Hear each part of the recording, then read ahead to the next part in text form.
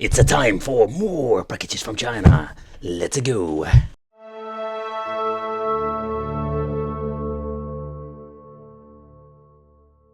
this video we are going to take a close look at the Retro Game 300. So you can see having one box and two handhelds. The reason why, because this is going to be a comparison, because we're having two versions. We're having the normal and the IPS version.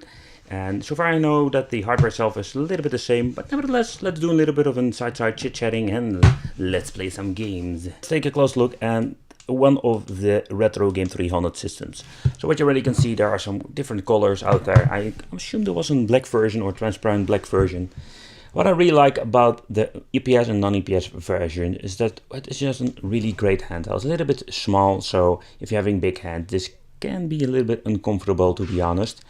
So when you're pressing the shoulder buttons, you can move to the next menu here at the top. It's the same with all these Open Dingus devices. What I really love about Input Dingus, there's a big community behind it, and they are still releasing, for example, homebrew games, what you can see over here. There are homebrew games that are basically ports from the PC, like Jazz the Jackrabbit, Duke Nukem, Wolfenstein, you name it, it's here on this machine. And also we're having games like the Sonic and the Hedgehog.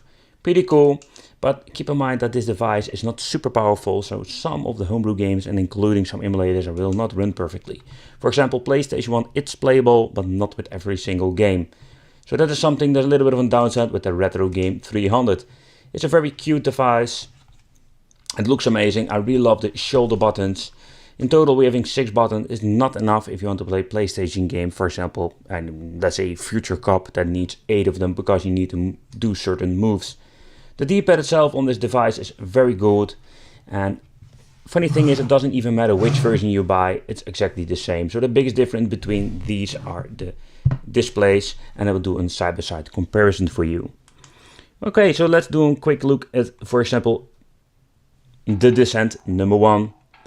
Pretty cool. The sound of this device is very good. At the side we can find a little scrolling wheel. What I find very cool, that even with these ports that are 3-dimensional games run very well. Great sound. I don't know if you ever played this game, but it's pretty cool. Oh man, skip the bullshit please. Let's load up. And with the shoulder buttons, you can play this game very nice. I don't know if you have ever played a game like this on a handheld, but it is very comfortable. You really need to get used to the controls, but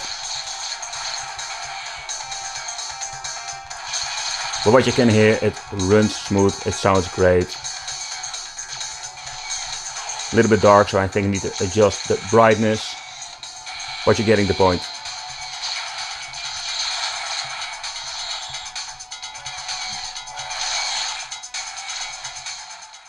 So what I really like about the retro game, that the low end stuff runs pretty well. And in combination with a very nice display and a good grip, you have a very nice and awesome way to play these old Sega games. You don't have the problems like with the cheap devices from China. I call for example the X16, that you don't have buttons that are not mapped and you can't reconfigure everything.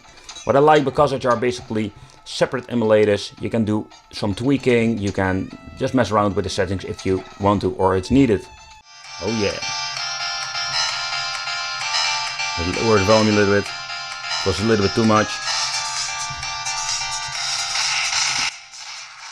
But Street of Rage Remake runs pretty good on the Retro Game 300 compared with a cheaper system from the same price range. So now it's time to do the side-by-side comparison with the biggest difference, the LCD display inside. So here at the left you're having the older version and at the right we're having the newer version. And you can see it's a significant difference. To begin with is the view angle. I don't have this very, let's say, big view angle now, but still you can already see that this thing has a little bit of a problem because it's not an IPS screen. So it has a very, let's say, when I say poor, but the view angle is less than the previous model. So what you can see also with the IPS here at the right, that the colors are way better. I will boot up the game. You can see everything looks so much clearer on the right display, and that is the biggest and just basically the significant difference between the two systems. Yes, because this makes this thing complete. Funny thing is, when making the first review of the Retro Game 300, my biggest complaint was the screen itself. And now, with the improvement, I just love it, to be honest.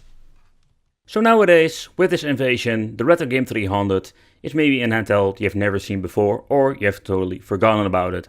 But still, this device got a little spot in my wicked heart, because I think this thing was pretty cool. It's back in today, and still even now in 2021. It doesn't even matter for me if you're going to get the IPS or the non-IPS, but the price difference is very slim between two of them. So yeah, let me know in the comments what do you think of the Retro Game 300. Is this thing worth your money in 2021? I want to thank you for watching. Consider subscribing, hit the little bell, become one of the Wicked family, and I will see you in the next video.